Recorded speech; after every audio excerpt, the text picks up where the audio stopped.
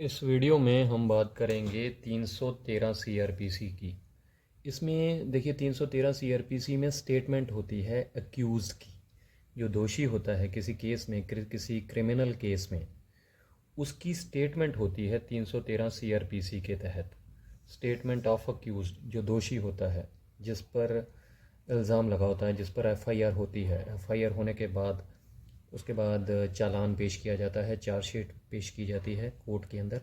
उसके बाद चालान पेश करने के बाद, चार्ज लगने के बाद प्रोसिक्यूशन एविडेंस होता है। प्रोसिक्यूशन एविडेंस मतलब जो कि अक्यूज़ के ख़िलाफ़ जो गवाहियाँ होती हैं, जो सरकारी गवाह होते हैं या दूसरे गवाह होते हैं, जो कंप्लेनेंट होता है, जिसकी कंप्लेंट पर एफआईआर होती है, वो सारे विटनेसेस की गवाहियाँ होती हैं, उसको बोला जाता है प्रोसिक्यूशन एविडेंस। प्रोसिक्यूशन एविडेंस जब ख़त्म हो जाता है, कंप्लीट हो जाता है, जब उनका क्रॉस भी हो जाता है, उसके बाद 313 सीआरपीसी का जो है बारी आती है। 313 सीआरपीसी के तहत कोर्ट के द्वारा स्टेटमेंट करवाई जाती है अक्यूज़ की। अक्यूज़ से पूछा जाता है कि आप कुछ कहना चाहते हैं, जो भी इल्ज़ाम आप पर लगे हैं। देखिए 313 के अंदर 5-6 क्वेश्चन होते हैं कोर्ट के द्वारा, वो एक फॉर्मेट सा होता है। तो हर केस में उसी तरीके से, उसी फॉर्मेट के हिसाब से ही क्वेश्चन पूछे जाते हैं।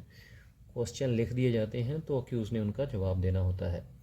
जैसे एक एग्जांपल बता देता हूँ कि कोर्ट के द्वारा एक क्वेश्चन पूछा जाता है। एक वैसे आपको उदाहरण दे रहा हूँ कि आपको इस केस में दोषी माना गया है, ये आपके खिलाफ़ गवाहियाँ आई हैं, तो इस पर आप क्या कहना चाहेंगे। तो जो 313 के अंदर अक्यूज़ का जो आंसर होता है वो ज़्यादातर यही होता है कि इट इज़ इनकरेक्ट, कि ये सब गलत है, मुझे गलत फंसाया गया है। तो ज़्यादातर आंसर यही होता है। 313 के अंदर स्टेटमेंट होती है अक्यूज़ की। तो इसमें आखिर में जो 313 के अंदर अदालत के द्वारा जो क्वेश्चन पूछा जाता है, उसमें ये होता है कि आप अपने डिफेंस में कुछ कहना चाहते हैं, इस केस से रिलेटेड कुछ कहना चाहते हैं, तो तब जो है दोषी अपने वकील की सहायता लेकर, जो भी उसको, जो उनके एडवोकेट्स होते हैं, वो अपने डिफेंस में कुछ भी कह सकता है कि मुझे गलत फंसाया गया है या कुछ और नई बात बताना चाहता है। तो उसके बाद लास्ट क्वेश्चन होता है कि do you want to lead defence evidence.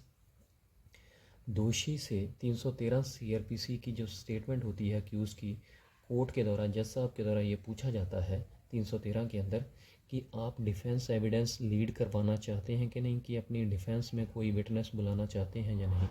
तो तब दोषी जो है, अगर डिफेंस एविडेंस कोई करवाना चाहता है, किसी गवाह को बुलाना चाहता है, तो वो बता सकता है कि मैं डिफेंस करवाना चाहता हूँ, गवाहियाँ करवाना चाहता हूँ अपने डिफेंस में, अपने फेवर में।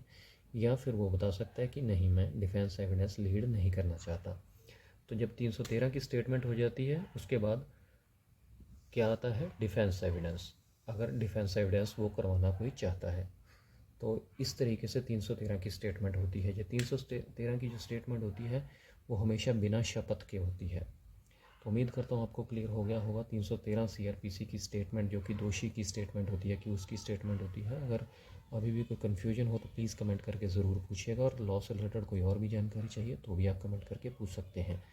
शुक्रिया ये वीडियो देखने के लिए। कमेंट करके ज़रूर बताइएगा ये वीडियो कैसी लगी। धन्यवाद।